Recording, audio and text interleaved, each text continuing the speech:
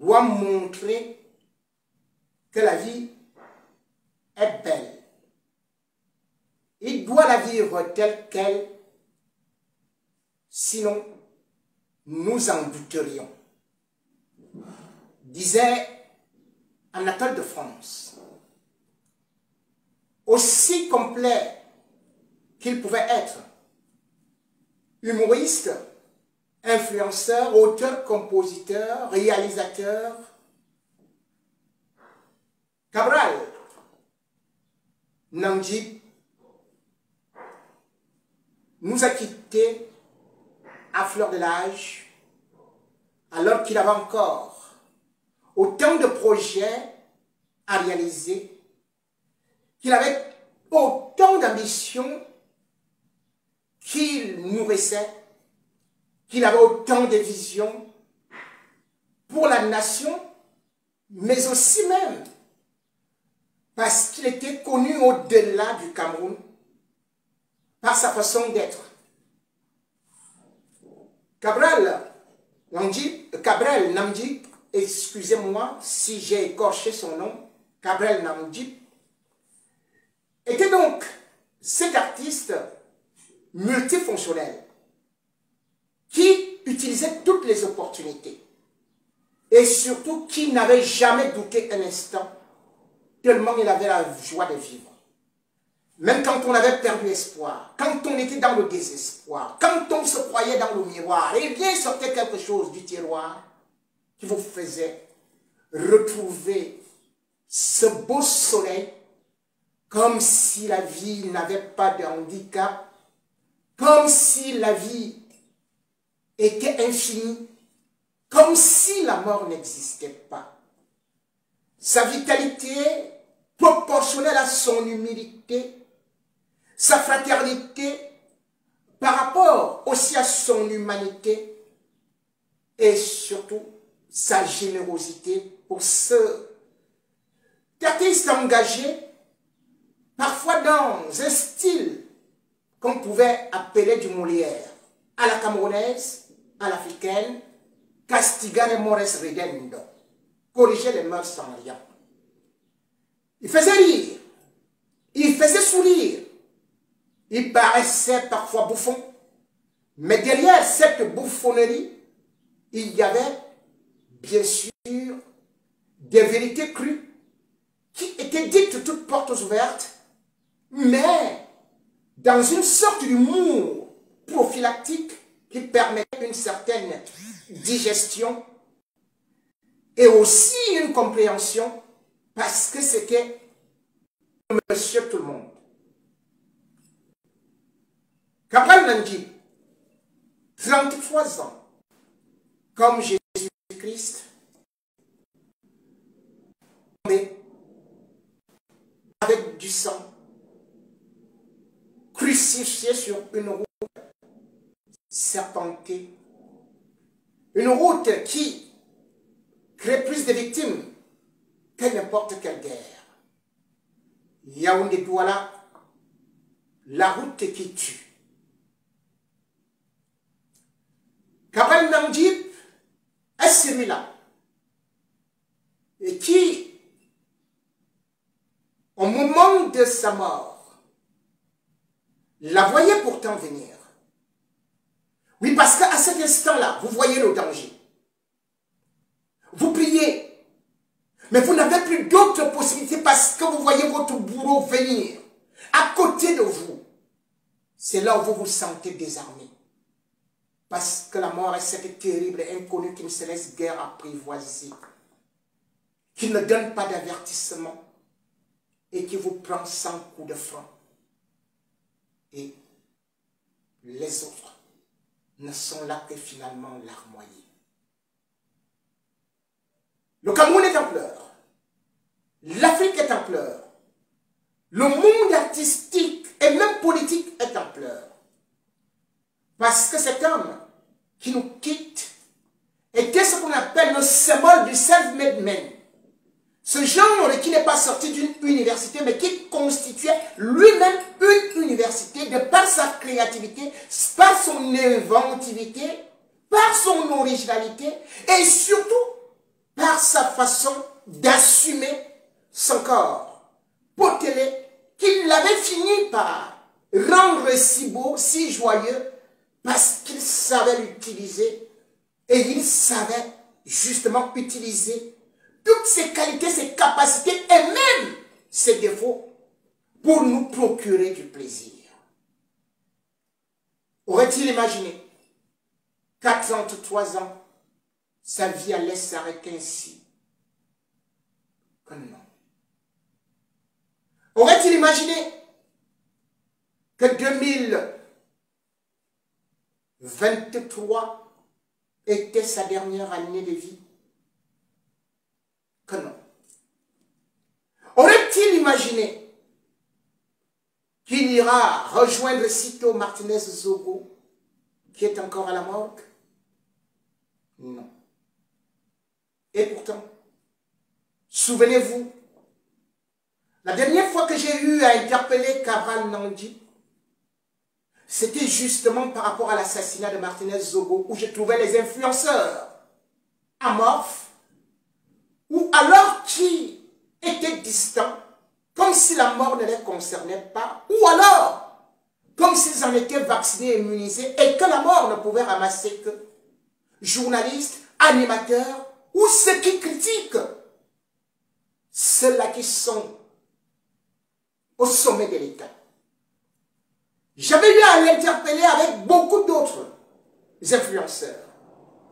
Et lui, au lieu de monter sur ses grands chevaux, parce qu'ayant aussi des plateformes, mais surtout les utilisant à bon escient, au lieu d'aller dans le clash, il avait publié sur sa page que lui, grand frère, j'ai compris. Il était devenu si petit. Et il avait immédiatement changé le fusil d'épaule, étant conscient qu'il avait un rôle à jouer par rapport à la sensibilisation sur l'assassinat de Martinez Zogo. Oui, j'interpellais les influenceurs, qu'aujourd'hui c'est elle, demain c'est vous, ou c'est moi, parce que c'est notre chemin. Nul ne restera vivant. Tout le monde partira. Mais cependant, tant que nous sommes vivants, nous devons jouer notre rôle, et surtout si nous avons une réputation, une renommée, que nous avons la possibilité de pouvoir parler devant des milliers de personnes. Nous avons donc ce devoir de pouvoir sensibiliser sur les maux de la société, ce qui ne marche pas dans notre pays, ce qui provoque des morts, ce qui provoque la lassitude et surtout aussi le désespoir de la jeunesse. J'interpelle cette jeunesse-là et surtout cette nouvelle classe de communicateurs qu'on appelle des influenceurs, dont Cabral Nandi en a tellement fabriqué. Oui, c'était celui-là qui n'aimait pas marcher en solo. C'est celui-là qui, né de nulle part, ou plutôt venu de nulle part, orphelin, et n'ayant pas fait de fortes études, comme je le disais, s'était engagé dans la débrouillardise, cognant les portes partout, faisant du rap, que dis-je, dansant, devenant animateur, disque jockey, faisant la talapou. Oui, on le prenait pour un simple rigolo. Et finalement, il avait trouvé son chemin. Puisque là où il était souvent dans une sorte de cabaret non loin de la cité Sikadouala, il avait réussi à s'imposer. Et quand il devint un grand influenceur, il n'avait pas laissé les autres.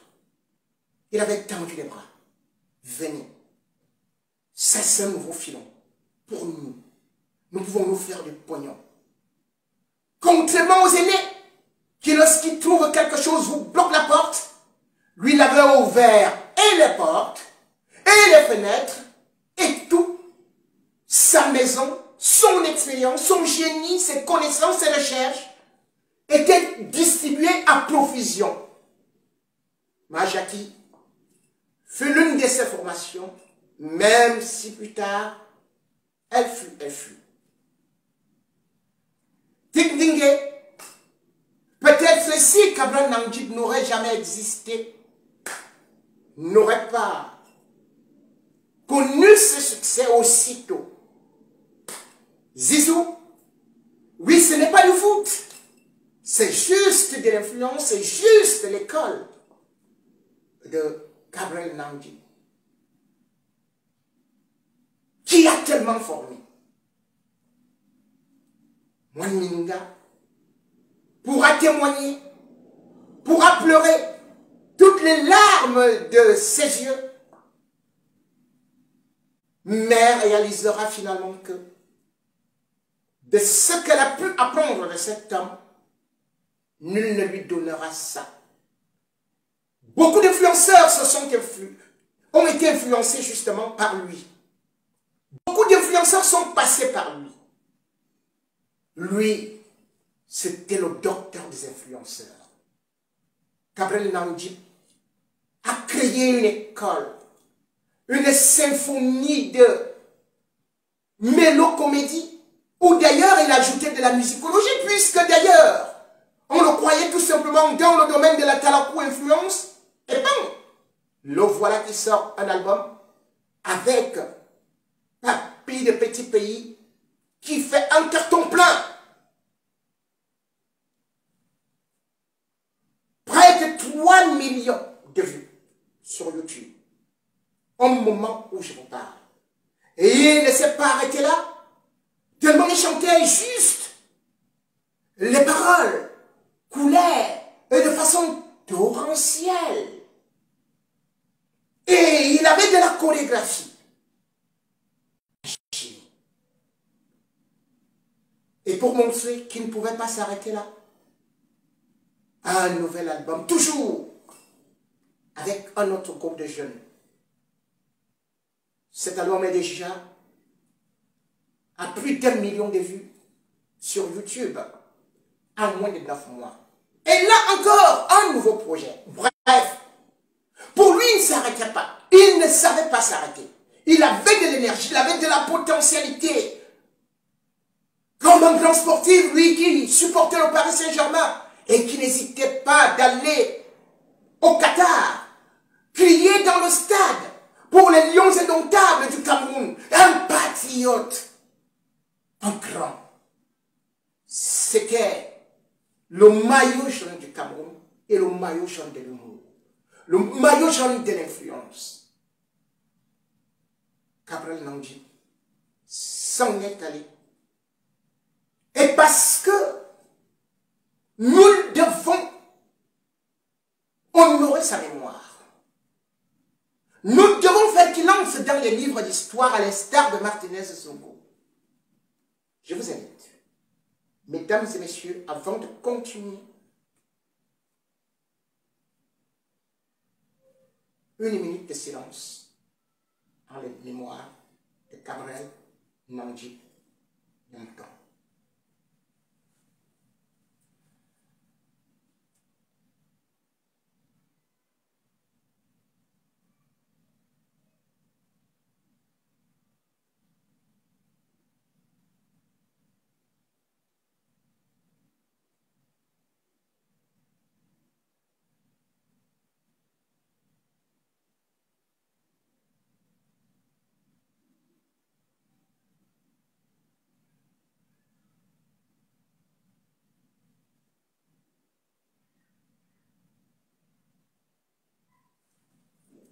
Merci.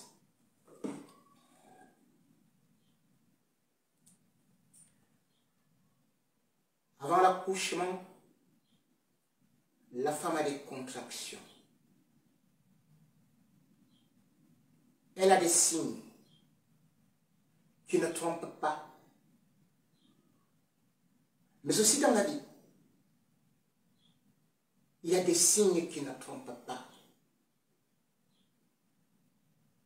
Parfois le malheur vous sonne dans l'oreille, vous attrape le cœur. Mais vous n'avez pas peur. Ou bien parce que vous ne savez pas interpréter la série d'événements qui est en train de parler dans votre fort intérieur. Et même si vous connaissez maîtriser cela, il y a ce qu'on appelle l'ironie du sort. Gabriel Namdi, avant sa mort, a connu une succession de malheurs.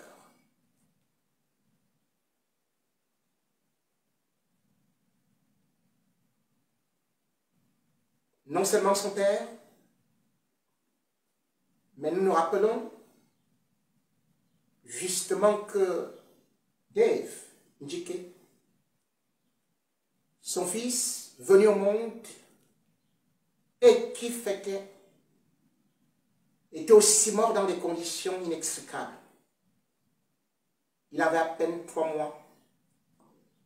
Il pleurait dans les réseaux sociaux, ce rejeton qui, selon certaines informations qui avaient été distillées, était mort par négligence parce que, tombé malade en 11 février 2021, arrivé à l'hôpital, personne ne pouvait s'occuper de lui.